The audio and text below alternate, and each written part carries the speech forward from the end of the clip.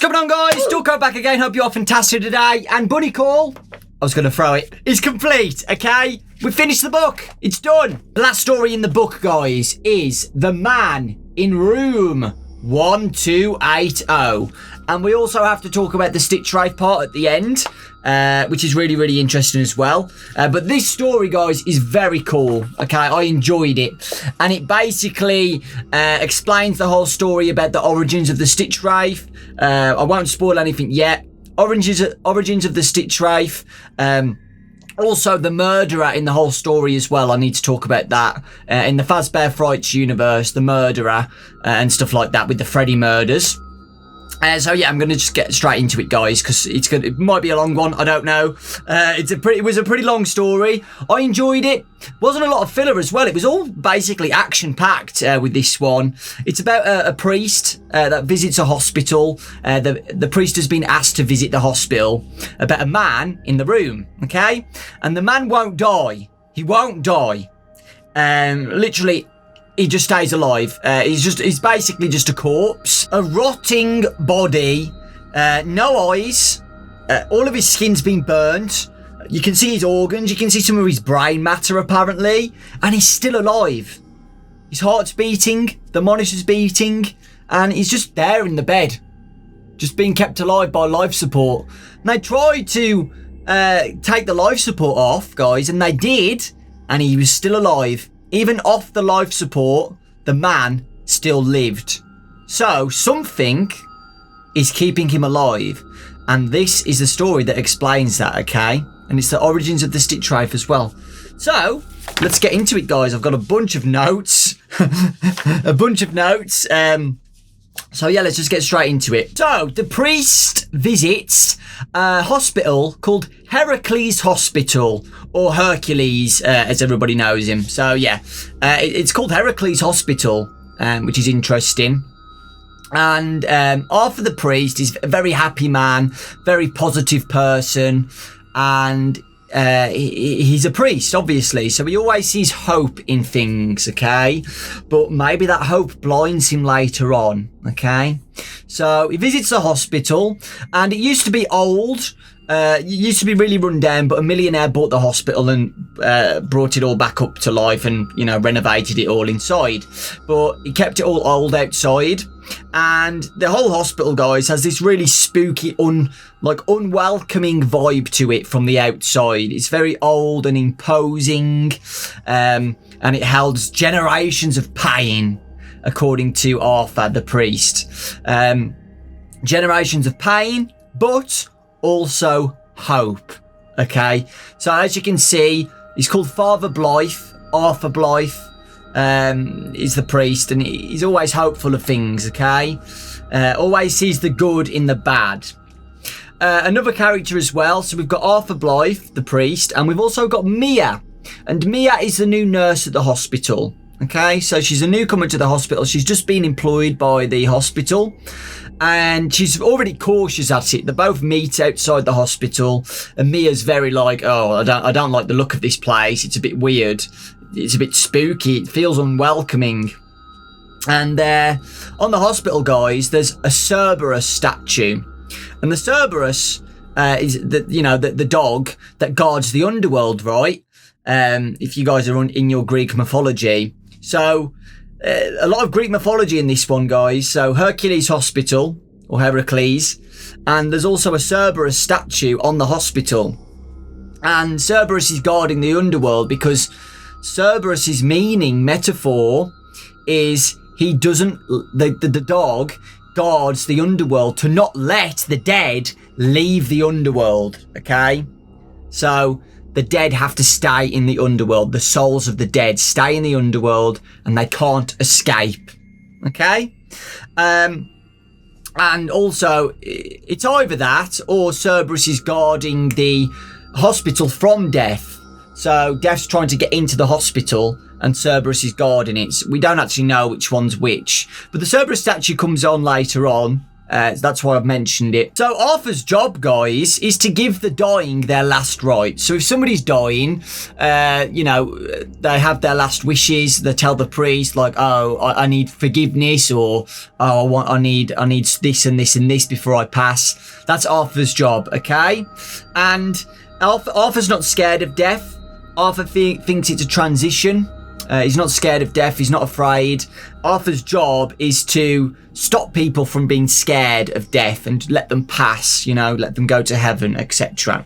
Because, you know, being scared of death is what stops some people, you know. They want to be at peace. So, okay. Arthur is escorted down a corridor, goes into the hospital, and the further down he goes down this corridor, okay, the smell gets worse and worse. Okay, so it's like he's going down a hallway from good to bad. Keeps going down and down this hallway. The smell gets worse and worse.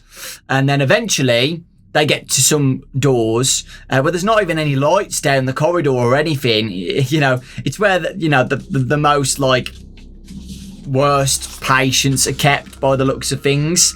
Because this is where the man is kept, in room 1280. Another character, guys, is Nurse Ackerman. Nurse Ackerman is the head nurse of the hospital. So she escorts Arthur down the hallway and talks about a special case. A man with a special case. The man has been on life support for years. For years. They tried to take off the life support, like I said, but the man didn't die. The man wouldn't die. The man can't die. And Arthur's like, wow, that's a miracle. But the nurse is like, no, this is no miracle. This is evil. Okay? And the room that the man is in is darker than all of the other rooms. Okay? So I see some symbolism there. There's something evil is inside that room. Okay? So they go in. And let me read this to you. Lying there was the man Arthur had come to see. Arthur stopped breathing. He clutched the door jamb. He ordered his legs to keep holding him up. This patient could not be called a prize, except perhaps in hell. Arthur had seen a lot of horrible things in his tenure as a priest. He'd been to see car crashes, aeroplane crashes, and all manner of natural disasters. He'd prayed over people missing limbs, missing eyes, missing large chunks of their bodies. He'd seen so much disfigurement and physical horror that he would have, until this moment, been fairly confident in saying he's seen every misery that could be thrust upon the human body. But this, it wasn't the appearance of the man alone that took Arthur's breath away. It was, what? Not the smell. The incongruity. The impossibility. Arthur's brain begged for oxygen, and he remembered to inhale, sucking in a lungful of rancid, decay-tinged air. Arthur swiped at the tears that suddenly filled his eyes. They weren't emotional tears. His eyes were reacting to the puzzling acidity in the room. What's his name? Arthur asked. We don't know. No family has claimed him. He has no records. What about fingerprints?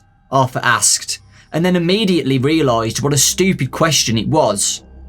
Nurse Ackerman let out a gurgling snort that Arthur supposed passed for a laugh. A DNA sample was taken, but it matches no individual in existing DNA databases, she said. Arthur nodded. As you can see, Nurse Ackerman continued, he has brain function. She gestured at a monitor upon which a series of jagged green lines played out across a dark screen. That's an REM sleep pattern. Arthur stared. He'd take her word for it, as the tall, spiky lines meant nothing to him. According to Dr. Henner, the hospital's sleep expert, that particular REM pattern indicates nightmares. Horrific nightmares. Also to mention, guys, the room smelled of smoke, burnt meat, plastic, and steel. Okay? Burnt plastic and steel, burnt meat, a smoky smell. So this man has been in a fire, okay, and I'll explain that later on. Who do you guys think this is already? Okay, it's obviously someone important. My first guess was William Afton, okay, and it will be confirmed later on who it is. But yeah, when I read that part, it's William Afton or somebody of importance in the the FNAF fire, okay. And one of the most weird things is about the sleep pattern. So the corpse is just there, literally. He's alive, so I can't really say it's a corpse. The body is just there, burned to death, no eyes, nothing. But the brain function is still active, and the REM sleep pattern indicates that the man is experiencing nightmares. Think about that, please, because again, we can link that with the games, for example. Ultimate Custom Night is the one I thought of. Ultimate Custom Night, with the Golden Freddy spirit. Okay, think about that. It's interesting. I really want to go into this later on, but I don't want to spoil it too much yet. Fact 1. So Arthur comes up with a bit of facts, like it analyses the man. Fact 1. The man appeared to be burned to a crisp. What lay in the bed in the room 1280 resembled a human being, only vaguely, in that it had a requisite shape. It had a head, a torso, 2 arms and 2 legs. There, the similarity to humans ended. Fact 2. The burning had been so pervasive, so complete, that the only thing remaining was essentially a charred skeleton. Almost, actually. Arthur wished that the man was just a charred skeleton. If he were simply blackened human bones, he had been easier to look at. But the fire damage could be seen throughout the body. Although he had no hair, the man did have skin. Or was it skin? Arthur had never seen anything like the demise of this man. It looked like fire had scorched away so many layers that the skin was just an ashy covering, far too translucent for comfort. Arthur guessed that the fire had siphoned all moisture from the body's covering, leaving it with extensive cracks like the surface of a dried up lake bed. Through those cracks, Arthur caught unwelcome glimpses of uncharred tissue. Fact 3. The man's organs worked, at least the ones Arthur could see, and that in itself was repellent in ways Arthur had never experienced before. Through the translucent skin's cracks, Arthur could literally watch this man's dissected and blackened heart pumping. He could see the heat-shriveled lungs expanding and contracting. He could glimpse the seared kidneys and a bladder so carbonised it seemed like it was about to collapse in on itself. Fact 4. The man had no face. A hole in his skull indicated where his nose used to be. Dark, cavernous pits lacking eyes looked at nothing. A toothless mouth gaped without lips to protect it. Fact 5. The man did have a brain. The REM pattern suggested this, and unfortunately, Arthur could see bits of grey matter between the cracks in the man's burned cranium. Fact 6. The man had blood flowing in his veins. What looked like scorched worms creeped above and through toasted tissues, pulsing under the skin and around the crisp skeleton. Arthur assumed these were veins. The blood on the sheets seemed to confirm it. Fact 7, and this was the most disturbing fact of all.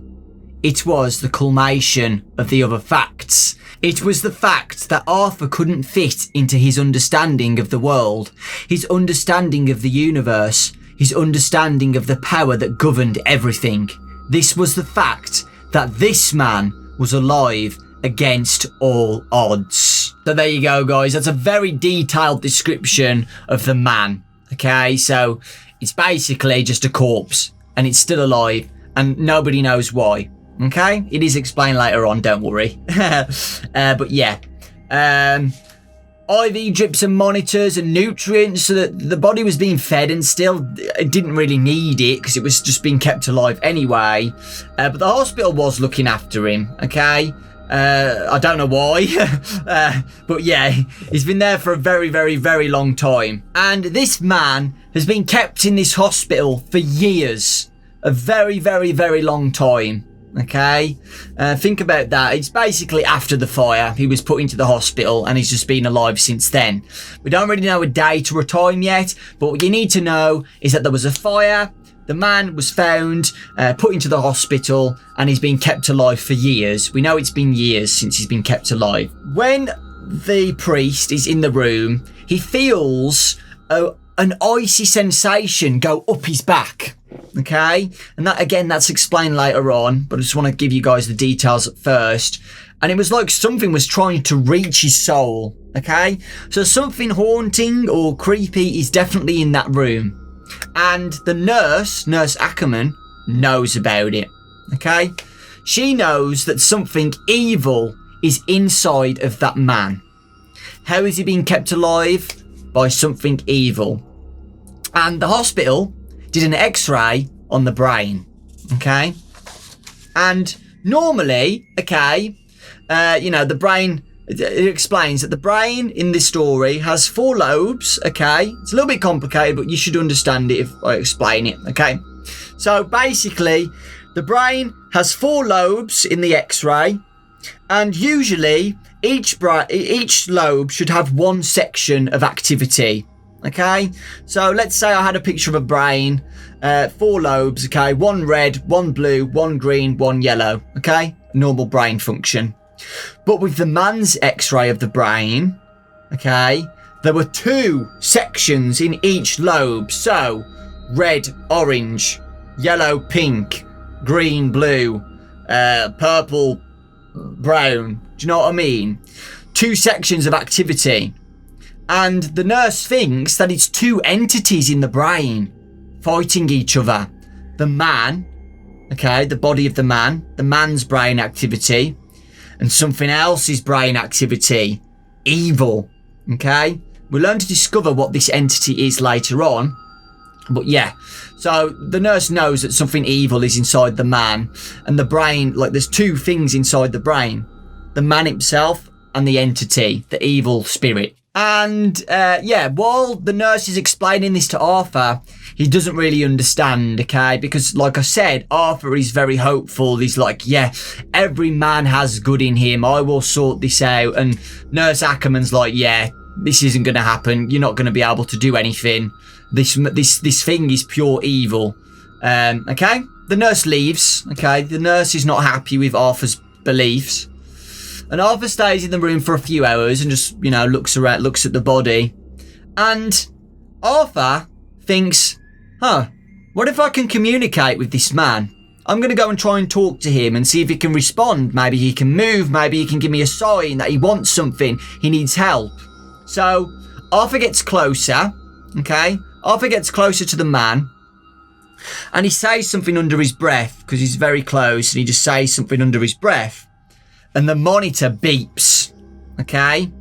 So, what do you guys think? That the man is trying to communicate with Arthur. And then Arthur's thoughts start racing now. Is it, okay, I've got a sign. Is this something good? Is there something good keeping the man alive? Or is it something evil keeping the man alive? And whenever Arthur speaks again, can you hear me? Are you here? The monitor bleeps again and again. And then Arthur decides to grab the man's burnt hand. Okay, and what do you guys think happens? The hand moves. Okay, so the man is alive. Okay, the man is there. But is it the man moving? Or is it the evil spirit controlling the man now? And then, guys, the man lifts up his hand slowly and starts making hand gestures of letters.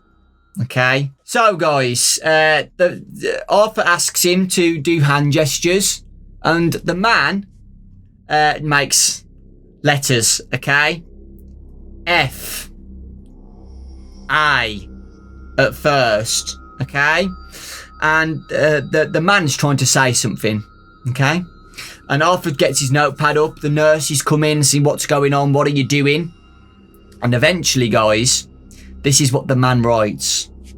F A Z B E N T E R D I. Very slowly, okay? And they finally get something up. They all talk about, oh, what could that mean? Fazbear die. And then one of the nurses says, Fazbear Entertainment. And they eventually get it, guys. Fazbear Entertainment Distribution Centre. Fazbear Entertainment Distribution Centre. Okay, that's what the man says. All the nurses are really pale now, because this is creepy. This has never happened before, the man moving. And the smell seems to be getting worse now. Like, the odour in the room is getting worse and worse. After that, guys, Arthur asks even more questions, okay? So, see if the man responds, okay? Is it where you used to work? Nothing. Do you have family there? Nothing. You have unfinished business there? No reaction. You hid something there? No reaction. Is this the place that you got hurt there? No reaction. You need something from there? Nothing. You've always wanted to go there? And then the monitor started bleeping. Okay? So they figure out, like, that's weird, right? All of those questions he doesn't respond to. So he didn't get hurt there. He doesn't have unfinished business there. He just wants to go there. The man just wants to go there. That's literally it. The man just wants to go to that distribution centre. Why? Why? Again, it's explained later on. But for now, why? What do you guys think? The man wants to go there as his last request. Okay? It's his last rites before death. The man wants to go to the Fazbear Entertainment Distribution Centre. Okay? I'll explain what that is later on, guys. You know, this is new. This is new. We've not heard about this before. But the man can't be moved there. All the nurses are like, no way. There's no way you can do that. We won't allow you to move the man and get him out of the hospital. You know, it's not going to work. It's not going to work out. But Arthur needs permission. Arthur needs permission. Okay? He needs to get permission from somebody in the hospital to allow him to move the man. Okay? And at first, everybody's off. Also, the man doesn't have any files or anything about Fazbear Entertainment, okay? He goes to reception and asks the man, one of the receptionists, if the man's got any files about Fazbear Entertainment. There's nothing. And unfortunately, nobody was going to allow Arthur to do this. Nobody said yes at first. Okay, guys, so the next day, Mia, you remember the character, the new nurse, creeps in on the nurses talking to each other in a room, okay? They're planning on killing the man, okay? So Nurse Ackerman and a couple of the other nurses are in a group together, whispering to each other. They're planning to kill the man before Arthur can get him out. Because the nurses think that it's pure evil in that room. And they don't want to get that evil out into the world. So the nurses try and kill the man. Okay, that's the plan. So, yeah. Okay, bear with me, guys, because it gets really interesting now. Okay. So, Nurse Ackerman goes in for the kill, the head nurse. And the plan for what Ackerman was going to do is to inject him with morphine. A morphine overdose. You have too much morphine, you die. Okay, it's as simple as that. Okay, guys, so when Mia is listening to the nurses about the plans to kill the man with morphine, okay, somebody makes an appearance. A ghost boy. A ghost of a boy. A little boy slithered out of the storage room. He came sideways through the slim door opening. Mia slapped a hand over her mouth to stifle a scream. She gritted her teeth, exasperated with herself. she'd had the same reaction when she'd seen this boy just the day before. But he was only a little boy, a cute and playful little boy, with his curly black hair and rosy cheeks. The boy's adorable factor was diminished slightly by just two things. First, he wore a cheap alligator mask that covered his forehead and his eyes. The gator's mouth rested on the boy's impish nose. Second, the boy had a toothy grin, just a little too devilish to be endearing, one notch past acceptable on the scale of mischief. But he was a little boy, and little boys like to do this. Okay? And then the boy ran off and giggled. So, there is a ghost boy. It's a ghost, guys. I'll confirm that now. They don't really know what it is at first, but it's a ghost. And he's got a crocodile mask on. Okay? He's got a mask over his eyes. So you can't see his eyes. And he's just grinning like that with the crocodile mask on. Just staring at Mia. And then he runs off and giggles. You'll see more of him later on. But who do you guys think it is so far? Think about it, okay? The man's been kept alive in the hospital room by something. An angry spirit.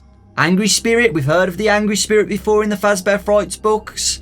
And then this little kid with a crocodile mask is wandering around the hospital being a weirdo with his devilish grin. Also, guys, I've noticed in this story that there was loads of references of hell and the underworld, okay? Loads of references of hell and the underworld.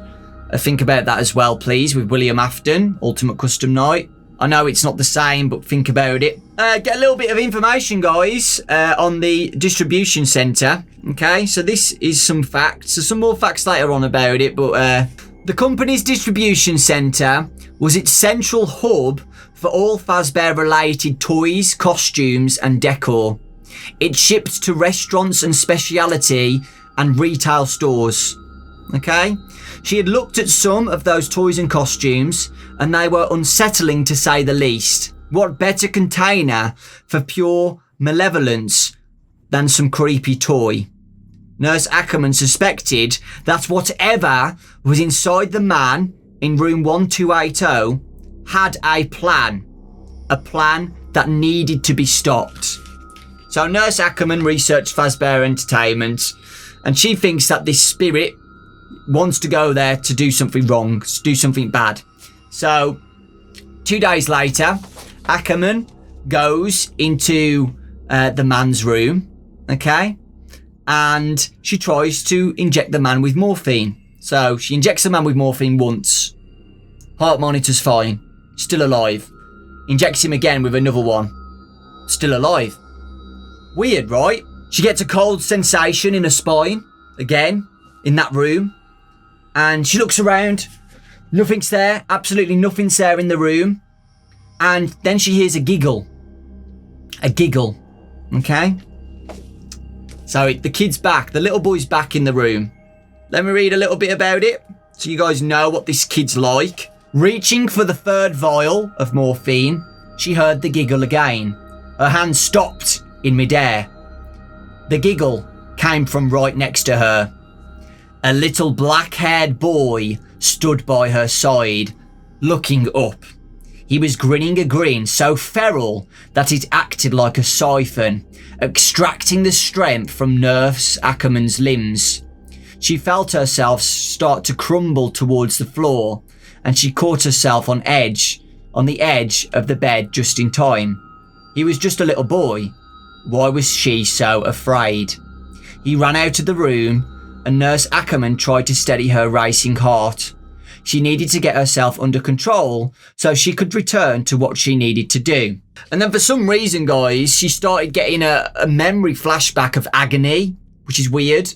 Getting a memory flashback of her son who sadly passed away when she was younger. Okay? Which is really, really weird. So, again, it does mention agony in this section. So, maybe the spirit made her weak and made a flashback to an agony memory of her past.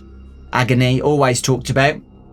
And then when she tries to grab the next vial to try and get control of herself, a shadow flashes in front of her and throws all the morphine vials onto the floor.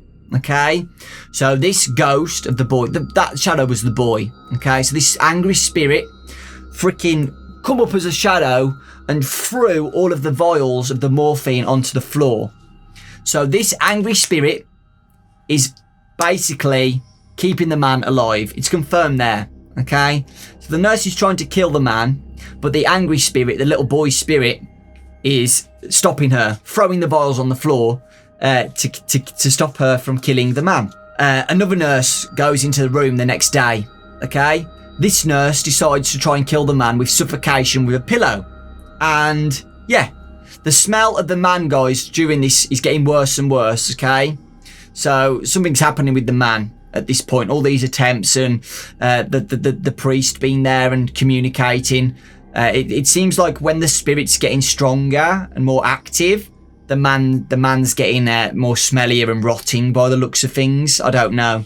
But yeah, also talks about the boy is now being seen all around the hospital now, not just in that room and not just next to it. Everybody's seen sightings of the boy with the crocodile mask around the hospital. Okay, so yeah, the little boy is definitely a ghost because the police get involved and they don't know anything about this boy and they can't find the boy when they look for him. So he's definitely a ghost. And one of the nurses, Nurse Ackerman again, thinks that boy is inside of the man. Okay, so you know it's just confirming everything with the angry spirit keeping the man alive. And the nurse goes into the room, puts the pillow on the man's head, and the flatline does happen. Okay, so the man does die temporarily. She does kill the man. So the man can die under some circumstances. But what do you think happened? Okay? What do you think happened? When she's putting the pillow on the body, but the face, blood and green mucus starts spreading on the pillow. You can imagine that scene.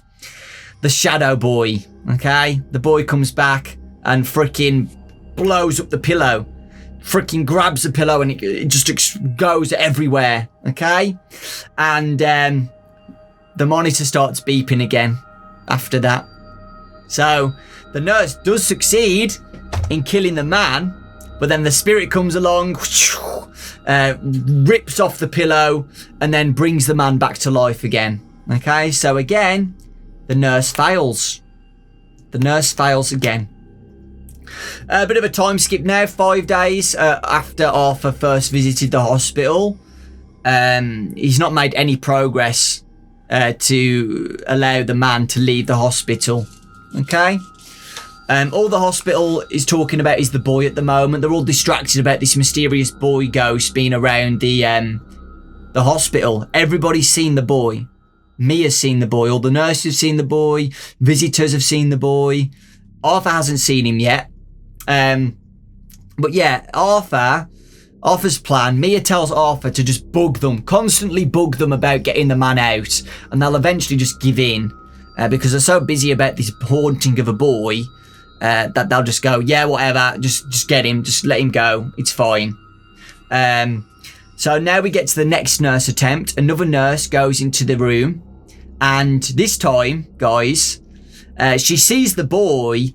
Even like going into the room, she sees the boy in the storage room giggling. So she just ignores him for now, goes into the room and places candles. Okay? She places spiritual candles around the room. You know, like a ritual to try and keep the spirit of the boy away. The dark shadow, the entity away from the room. Okay? Her attempt is to inject the man with just air. If you didn't know, guys, if you inject air into a vein, apparently it's very, very bad. It's called an air embolism. You get air put in the heart and, too much oxygen or something and it just stops everything. You have a heart attack or something. Okay, so the nurse tries to inject the man with the air to kill him, and the shadow goes into the room. So the candles don't even stop him. The shadow grabs the syringe and stabs it into her neck.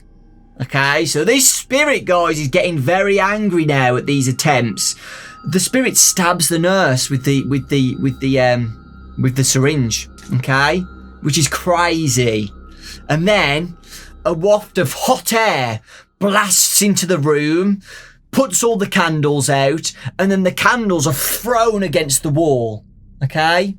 So this entity, the boy, the spirit, is very, very powerful, okay? Very powerful.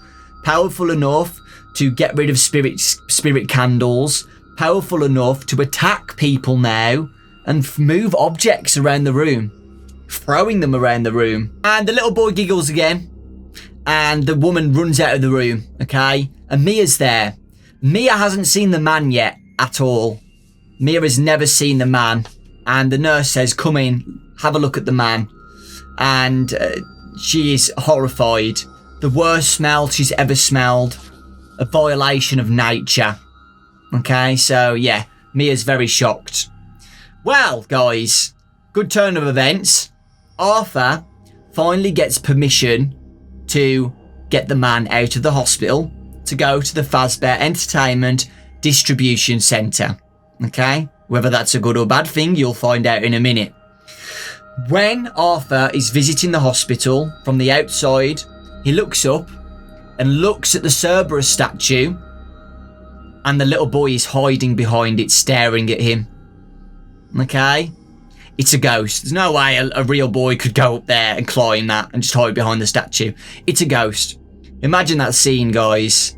Looking up at the Cerberus statue of the god of the underworld, and the little boy is just behind it, staring at him, grinning. Creepy, right? Very, very creepy. And it's raining really bad now, and he looks again and the boy's gone. You know, just a nice little thing there. Now, guys, this is very, very important, okay? This is what Mia says to Father Blythe. Father, I know I gave you that advice about how to get permission to take the man in room 1280 out of the hospital. But you can't take him. You just can't. The man in room 1280, he can't leave this place. I can't explain why I know this, but I know it. He can't go where he wants to go. You can't take him. The other nurses are right. I thought they were lunatics. I admit it, I did. But now I understand. They are right.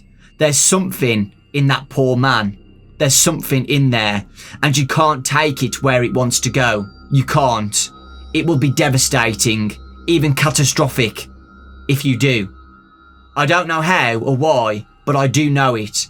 You have to believe me. And then Father Blythe doesn't listen. He doesn't take her advice. For the priest is like, well, it's his last request. This is my job. This is what I have to do. If he wants to go there, I need to do that for him. He's blind by hope at this point, guys. He's blind by hope. Father Blythe is not listening to the other nurses. He's not listening to Mia. He thinks there's hope for this man. The man wants to go to the distribution centre, and he's like, okay, I'll take him. Okay, there is good in this world. There is good inside that man. I will set him free, whatever. And you'll see the consequences in a minute. More information, guys, about this centre. It was a massive collection of reddish and whitish buildings that Arthur couldn't believe he had never noticed before. Looking like long, flat, metal-sided blocks, haphazardly placed in clusters by a gargantuan child. The buildings must have been here for at least 20 years. Low slung and dotted with narrow windows. Every one of them needed paint or at least a good cleaning. Okay? So it's basically a delivery service, guys. This place is a delivery service. Like I talked about earlier, guys, this is basically a distribution centre. So they send items, different animatronics, different toys to locations. Are you starting to get it? You'll get it in a minute. You'll get it at the end, okay? So all of the Fazbear Frights stories so far, guys, have been items. The plush trap chaser was sent to stores. The bunny call animatronic was sent to a camp. The priest is now in a van, okay, at the distribution centre with the man at the back in a wheelchair, wrapped in cloth and stuff, okay? He gets it. He does it, okay? He takes the man to the centre. He respects his wishes and he's taken him there. Okay, now this is where it gets bad. Okay, this is the ending of the story. And at this point, guys, more details about the man. It's pouring with blood now. Black fluids. Black fluids. Remember the black fluids from all of the other stories? I also need to say as well, guys, the centre is open. There are people working there. Arthur sees them working there, the shipping docks and stuff with the vans and trucks and stuff, okay? So the place is still open, okay? Which is important, right? It's not abandoned. Arthur says to the man, where do you want to go? This place is huge. Where do you want to go? And the man lifts up his hand and points to the main entrance of the location. Now Arthur's like, no, we'll get caught. This is going to look really weird. Let's try and find a side entrance. And they do. Inside the roll-up door openings of the loading docks, the building revealed itself to be the heart of the Fazbear Entertainment Distribution Centre, stretching so far into the distance that Arthur couldn't see the end of them. Floor-to-ceiling shelves held stacks and stacks of boxes and plastic enclosed packages. But Peggy had told Arthur that Fazbear Entertainment created parts and costumes for animatronics used in restaurants and other venues. It also created costumes for humans to wear and various toys and other merchandise related to their most famous characters. Arthur assumed that's what was in all of the boxes and packages. It also explained the faded murals on the pale yellow walls. The murals depicted a variety of outlandish animal characters of questionable purpose. Despite their cheery appearance, Arthur couldn't be sure they were intended to be friendly. In front of the shelving area, a series of conveyors took boxes and packages on journeys through the building. Journeys that would probably end up near loading docks. A few workers monitored the conveyors, while others drove forklifts down the rows of the shelving area. A tall man with red hair wandered about, carrying a clipboard. The building was quiet. Only the muted clatter of the conveyor, the hum of the forklift motors, and a few shouts and thumps broke the cavernous hush of the place. Well, here we are. Arthur turned to look at the man. And the man started to convulse, started shaking, okay? Several thoughts tangled in Arthur's head as he watched the bones and organs and tissue in the wheelchair shake so uncontrollably that some of the man's ribs bones cracked. When blood flew and tissue cinders began spewing, Arthur thought, they should have let me bring a nurse. And what should I do? And why did I sign all of those papers? And please guide me. Arthur leaned over to the wheelchair just as the man collapsed into a mound of bone and an indescribable mass of fried human parts. At a loss, Arthur began to pray silently. But before Arthur could get through 2 words of his prayer, the man's remains heaved. Then they burst like a nightmarish egg blowing open to disgorge new life. It's expelling rank-smelling, sticky black blood and a tar-like substance in a frightful spray all over Arthur and the building's smooth concrete floor. The explosion of bone and veins and organs happened in an instant. In that instant, Arthur saw a void in the remains gape like a portal to hell itself. Then he was frantically wiping nauseating fluids and slimy body bits from his face. As he did this, he saw the man's body tumble from the wheelchair, and Arthur knew the man was dead. Instinctively, Arthur began praying again. But as he prayed, he heard something that wiped even the thought of prayer from his mind. He heard a rush of pattering footsteps, little sprightly footsteps capering away towards the shelving area of the building. What was it? Arthur wiped his eyes again and looked around.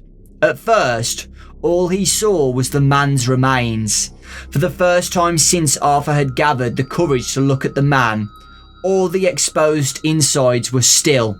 Then Arthur's gaze landed on a trail of tiny footprints that were stamped in the man's charred blood and fluids. He followed the trail and saw the footprints continue away from the man, etching the floor in the man's blood like fearful hieroglyphs marking the way. The way to where? The man had moved on, but something had not. "Father, is everything okay?" A man's voice, pitched high in shock, asked Arthur. Arthur turned. The speaker was the red-headed man with the clipboard. He stared at the floor, his face blanched, his eyes wide. "Actually, no, I don't think everything is okay," Arthur said. For the first time in his life, he was sure of it. So there you go, guys. Arthur did what the man said. He went to the location, the distribution centre. The man started convulsing, exploding, falling off the wheelchair, dying, rotting away. Okay? And and then he hears footprints run away from the body. And he sees black footprints of the blood and tar of the body run away into the shelving units of the distribution centre. So what do you guys think? What are you getting here? Okay? What are you getting? It's the angry spirit, guys.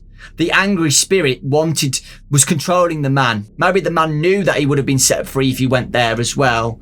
But it was definitely the spirit, the angry spirit, wanting to go there. The man dies, explodes, and the angry spirit escapes and goes into the centre. Okay, so there you go. The angry spirit. Okay, that was definitely William Afton or something like that. You know, it's already said. If you go back to my other summaries of the Stitchwraith story, and Andrew is so angry about the murder that he got murdered by the man that he controlled the man. Okay, the murderer who killed Andrew and the other kids, the Freddy murders, that's him. Okay. And a fire happened at a location. We don't know just yet what happened, but a fire happened, and the man was found in the fire, but he's been kept alive by Andrew, the angry spirit, for years, torturing him, okay, keeping him alive. And then eventually, the angry spirit gets let go, okay, from the body when he gets to the distribution centre. Seems like the man wanted that rather than the angry spirit. I think the man wanted to escape. And he got set free. But the angry spirit is still alive. And that's Andrew. Okay. Let me give you a bit of a backstory with that. Okay. Like I said, the angry spirit escapes the man. Unintentionally by the looks of things. I think the spirit wanted to stay in the hospital to keep this man alive and tortured forever. But, you know, Father Blythe, the priest, stops that. And the man goes to the location and he gets set free. And then the angry spirit's got nowhere to go. So he escapes the body and he goes into the items in the distribution centre. And then, you know, the scientist, Phineas, retrieves some of those items, okay? That's where Andrew was kept in. Fetch his heart, okay? And in the distribution centre, Andrew uses all of his agony to make a bunch of items haunted, and then the items get sent off to different locations, okay, because they're fueled by Andrew's anger and agony that they start killing people, okay? And then, you know, Andrew gets put into... Andrew possesses Fetch as well, starts spreading all of his agony everywhere in a bunch of items, but his main soul is kept inside Fetch. Phineas, the scientist, finds some of these items, Fetch his heart. That's where Andrew is stored, okay? And he makes the Stitchwraith, okay? And that's where Andrew's kept. And Andrew talks about it, how he possessed a man for ages and he spread, you know, his agony into objects. Jake is the other spirit in the Stitchwraith, remember, okay? Who's controlling Stitchwraith, but Andrew's, you know, powering the Stitchwraith and Jake's doing everything else. So, yeah, Jake wants to, you know, fix what Andrew has done and collects the parts of the possessed, infected objects. And that's it, guys. That's the summary of the origins of Stitchwraith and the origins of the Angry Spirit.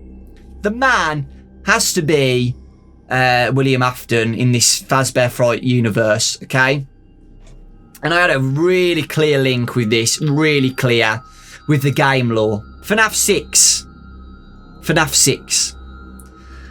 FNAF 6, finally, William Afton is trapped and he gets burnt to death, okay? And then we get to Ultimate Custom Night, okay? Something's keeping William Afton active, alive, okay? You never know, guys. You never know that William Afton is still being kept alive in a hospital somewhere behind the scenes. We don't know. We don't know yet. We honestly don't know. What if he is? What if he is? Because what I'm seeing from this, guys, is that a fire happened and, you know, literally the only thing left of William Afton now is just his charred body. But he's still being kept alive by an angry spirit in the Fazbear Fright story. Okay, in this it's just a crocodile boy with a crocodile mask on. But in the game lore, with Ultimate Custom Night, the angry spirit in the FNAF lore in Ultimate Custom Night is Golden Freddy. Okay? So have a think about that. So I think, possibly, that William Afton was kept alive after the FNAF 6 fire. And he was kept alive by Golden Freddy. Or it's just, you know, William Afton's mind, like spirit, is trapped inside Golden Freddy's game or whatever. Something like that. But it makes sense, right? That in the hospital, the man's kept alive. The man is being kept alive inside the hospital, but he's having nightmares. He's having nightmares. And those nightmares could be easily Ultimate Custom Night. Okay? Think about that, please. Because, yeah, it would make sense. And I would actually like that in the game lore. That William Afton was kept alive still by the angry spirit. Right? Interesting. But, yeah, that was the man in room 1280. Okay? Now, let's talk about the Stitchwraith part, okay? Nice and quick. Detective Larson is back. Okay, and he's investigating the Phineas crime scene. Okay, if you remember, Phineas is killed by the Stitchwraith, and the Stitchwraith goes and does his deeds, collecting parts and stuff. Detective Larson's trying to understand what's going on. Okay, and Detective Larson figures out that the Stitchwraith is definitely to do with Freddy Fazbear and the Freddy murders. Okay, because the doll's face, the Stitchwraith's face, he knows it's connected with the Freddy murders. Okay, and Freddy Fazbear's Pizza. So, he goes into the evidence boxes at the police station of the Freddy murders and looks around. And the evidence, guys, is all charred and smells of smoke. Okay, so this evidence is with the fire. Okay, so there was a fire within the book lore, in the Fazbear Fright book lore. Okay, there was a fire, and obviously the man, that's where the man was from, because, you know, his body's burnt and stuff. So the connection's there. And the fire was never solved, okay? But it said that it was connected to one of the founders of Fazbear Entertainment. Honestly, guys, I instantly thought of FNAF 6 Pizza Simulator with Henry causing the fire and, you know, burning the whole location down. We haven't had anything about Henry in this book lore yet, anything. But think about that. You know, I'm getting some FNAF 6 connections really bad here. Really, really bad. And it's ended on a cliffhanger, guys. He goes in the evidence box, he finds a box, and he nods, like, yeah. And then we're not told what that was. Okay? Then, fade, blah, blah, blah, blah, blah. We're back with Grim. Okay, remember the homeless guy who saw Stitchwraith collecting the plush trap parts? Okay? He goes and moves away from that location because he's terrified. He finds an abandoned shed next to some factories, okay? And he lives there now. He's found a nice place. But what do you think he sees? He sees Stitchwraith again. He looks out the window of the shed. He sees Stitchwraith again holding a trash bag, dragging it to the factory, like an abandoned factory, okay? And Grim wants to investigate and see what's going on. Okay, so he goes into the room, he follows Stitchwraith into the factory, and it's a massive area filled with junk. Okay, Freddy Fazbear parts, okay, old dolls, old toys, old endoskeletons, old animatronics, and there's a big trash compactor in there as well. So Stitchwraith, guys, is basically, you can see what's happening. We already know. Stitchwraith is collecting the possessed parts that, you know, Andrew corrupted. He's picking up the pieces for Andrew. Okay? So, like I said, Jake and Andrew are both inside the Stitchwraith, but Jake is the one controlling it. Okay? Andrew is just powering it up, okay? And Jake's just going around collecting the parts that Andrew has corrupted. Okay, so the plush trap chaser, the Ella doll, stuff like that. Okay, and Ella the doll is in one of the bags. It's confirmed. Ella the doll is in one of the bags. So Ella has been retrieved as well by the Stitchwraith. Okay, so the person who picked up the Ella doll in the trash was Stitchwraith all along. Plush trap's remains are there now. Fetch's remains are there now. All Fazbear Entertainment parts, okay? Interestingly as well, it's not explained, there's 2 red flowers on a shelf. So, Jake, the Stitchwraith, who's controlling Stitchwraith, waters and looks after 2 red plants. We don't know why yet, but it will probably be explained later on. And Jake, Jake, the Stitchwraith, knew that Grim was watching him, but Stitchwraith doesn't do anything. Stitchwraith just ignores him. Okay, so, you know, Stitchwraith is good. Okay, he's good. All of the deaths that have happened, guys, with Stitchwraith have all been accidental. Remember that. So, you know, Stitchwraith is good. Stitchwraith's purpose is to stop what's going on, what Andrew has caused, the angry spirit. And Jake's just trying to destroy the possessed toys. And Jake says that Andrew has infected so much stuff. Okay, so there's so much stuff that Andrew has infected. You know, this distribution centre is massive. So, yeah. And Jake knows that he's an animatronic now. Interestingly, he knows what he is. He feels silly putting on the cloak, the trench coat. So, you know, everybody thinks, oh, Stitchwraith's so spooky in his trench coat and his hooded cloak. And Jake thinks it's silly. So that's kind of funny. Now, this is what's interesting. Okay, Jake gets a memory. He gets a memory of his dad. Okay, and while he's having a memory of his dad at the baseball game, the angry spirit Andrew is asking him about the flowers. What are those flowers for? What are those flowers for, Jake? And Jake ignores him and continues with his memory. And it was Jake's first ever memory of his dad. And at the baseball game, he could smell the popcorn, he could smell the hot dogs, he could hear the atmosphere, he could feel the atmosphere, okay? And interestingly, Jake seems to go into that memory and leave Andrew behind, okay? Weird, isn't it? So Jake was basically going into that memory, literally. He was literally going into that memory and staying there forever, leaving Stitchwraith and leaving Andrew behind. So it was more like a metaphor of Jake moving on and leaving everything behind and setting his spirit free. Apparently he could do that, which is interesting. So it just basically goes to show that he doesn't have any revenge. He was just put into the Stitchwraith from like his agony or something. There is going to be a story later on, guys. Jake is the sick boy. If you remember back in the Origins, the first stories about Larson, he goes to a house, right? And it's about a sick boy. A sick boy's in there and it's not talked about yet. But that's Jake, okay? Jake is the sick boy. And Jake must have gone through a lot of agony and pain. And he got put, like a bit of his soul was put into the doll. And then that doll was then put into the Stitchwraith, and then he's stuck in Stitchwraith now. But he doesn't have any revenge or bad darkness in him, or anger And he is allowed to pass if he wants to, but he doesn't. He stays there.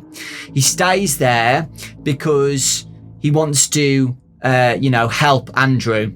Okay? He can't leave Andrew behind. Andrew has unfinished business. And Jake could have, guys. Honestly, Jake could have left him. He could have moved on, but he decides to go back into Stitchwraith. I know it's a bit confusing, because he wants to help Andrew fix all of this. And yeah, there we go. That's it.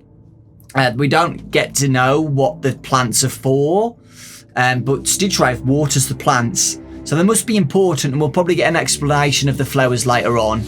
But yeah, let me know what you guys think about that. So it's basically all coming together now. It's all coming together, baby. Let's go. So yeah, all of the story now, the fire, the murders, it's all coming together. Not just yet, but it will be explained later on for sure. So we know that Jake wasn't a Freddy murder, okay? Jake is not part of the Freddy murders, okay? Interestingly, it seems to only be Andrew left behind at this point. It seems to only be Andrew left behind, okay? And this is years after the Freddy murders, guys. Remember that, okay? Because a fire happened, and then years after the fire, he's still here, keeping the man alive. From the game lore, it's Golden Freddy. It's the angry spirit. All of the other spirits are gone, but Golden Freddy stays because he's got unfinished business with William Afton in the game lore. That's Ultimate Custom Night. Golden Freddy's restless. He can't forgive what's happened. It's the same with this book lore, okay? It's not Golden Freddy by the looks of things. It's just a kid in an alligator mask. But remember, guys, with the new kid, there was a black-haired boy, curly hair, in that Golden Freddy suit. So it could still be Golden Freddy, the Golden Freddy, but he's not as Golden Freddy, he's just as his ghost form. So think about that, please. Think about that deeply, because I do think it is the angry spirit. All the other spirits are gone, coming home with Chica and Susie. That happened a year after the murders, remember? Not at this present time with Stitchwraith. So I think all of the Freddy murders spirits, the kids, have been set free with the fire or whatever, or beforehand, okay? And the only one who stayed is this one angry spirit. And he's kept the man alive for years, tortured him, gave him nightmares, and now he's been released from the body, his anger, and he's gone into the distribution centre. He's spread all of his anger with all of these items. All of those items have caused more agony, infected, killed a bunch of kids and people. And yeah, and Stitchwraith is trying to fix it. So Phineas creates Stitchwraith, and Stitchwraith is trying to, Jake, the good spirit, I don't think Jake is involved with any of this. Just got unlucky with his illness and his agony, got put into the doll that he must have had, been transferred into Stitchwraith, and his job is to fix what the angry spirit has done, okay? And that's it. Let me know what you guys think, please. I know it's a bit confusing, but when I've read all of the books, I will do a fully explained timeline of Fazbear Frights. It's going to be a while away. There's still a bunch of books left, but I will give a timeline when I've read all of the books, okay? So you guys will understand what's going on. For now, it's slowly coming together. I've gave you guys my thoughts. It's very, very similar to the game lore with Golden Freddy, I have to say. So let me know what you guys think. Lots of love, thanks for watching, and I'll see you all next time.